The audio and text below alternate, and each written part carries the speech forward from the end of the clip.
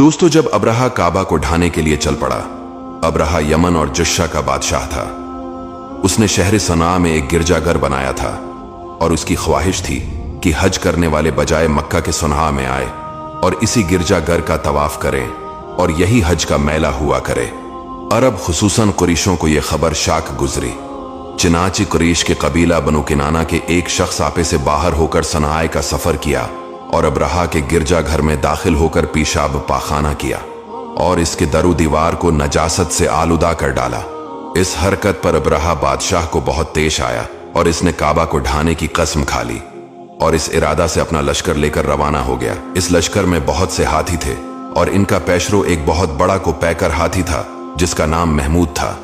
अब्रहा ने अपनी फौज लेकर मक्का मुकर्रमा पर चढ़ाई कर दी और अहले मक्का के सब जानवरों को अपने कब्जे में ले लिया, जिसमें अब्दुल मुतालिब के ऊंट भी थे। यही अब्दुल मुतालिब जो हमारे नबी सल्लल्लाहु अलैहि वसल्लम के दादा हैं, खाना काबा के मोती और अहले मक्का के सरदार थे। ये अब्रहा के पास आए। अब्रहा ने इनकी बहुत ताजीम की और आने का मकसद पूछा तो आपने फरमाया कि तुम मेरे ऊंटों को मुझसे वापस दे दो। ये सुनकर अब्रहा ने कहा कि मुझे बड़ा ताज्जुब हो रहा है कि मैं तो तुम्हारे काबा को ढाने के लिए फौज लेकर आया हूं जो तुम्हारा और तुम्हारे बाप दादा का मुकद्दस मकाम है।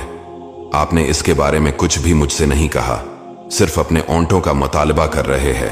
हजरत अब्दुल मुतालिब ने फरमाया कि मैं अपने ऊंटों ही का मालिक हूं, इसलिए ऊंटों के लिए कह रहा हूं और काबा का जो मालिक है वो खुद इसकी हिफाजत फरमाएगा। मुझे इसकी कोई फिक्र नहीं है। अब्रहा ने इसके ऊंटों को वापस कर दिया। फिर आपने कुरैश से फरमाया कि तुम लोग पहाड़ों की घाटियों और चोटियों पर पनाह गुज़े हो जाओ।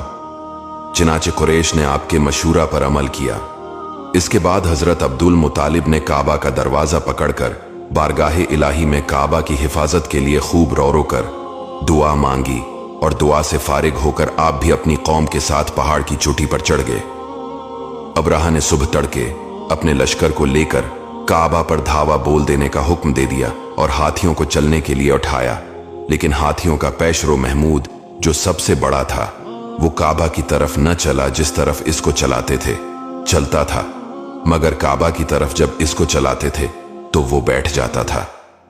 इतने में अल्लाह ताला ने समंदर की जानिब से परंदों का लश्कर भेज दिया और हर परंदे के पास 3 कनकरियां थीं, 2 पंजों में और 1 चोंच में। अबाबिलों के इस लश्कर ने अब्रहा की फौजों पर इस जोर की संगबाजी की कि अब्रहा की फौज बदहवास होकर भागने लगी, मगर कनकरियां गो छोटी छोटी थी, लेकिन वो कहरी इलाही के पत्थर की परंदे जब इन कंकरियों को गिराते तो वो संगरीज़े फील्ड सवारों के खुद को तोड़कर, सर से निकलकर, जिस्म को चीरकर, हाथी के बदन को चीरते हुए जमीन पर गिरते थे।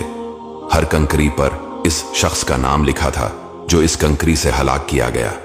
इस तरह अब्रहा का पूरा लश्कर बर्बाद हो गया और काबा महफूज रह गया। ये वाकया जिस साल वक़ू पजीर हुआ, इस साल को अरब उमुल फील यानी हाथी वाला साल कहने लगे और इसके 50 रोज के बाद हुजूर सल्लल्लाहु अलैहि वसल्लम की विलादत हुई।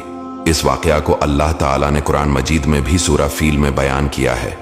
इससे मालूम हुआ है कुरान मजीद की तरह काबा की हिफाजत का जिम्मा भी खुदावंदे इक़दस ने अपने जिम्मा करम पर ले रखा है कि कोई तागूनी ताकत न कुरान मजीद को फना कर सकती है, न काबा को सफ़हा हस्ती से मिटा सकती है, क्योंकि अल्लाह ताला इन दोनों का मुहाफिज है। Please share.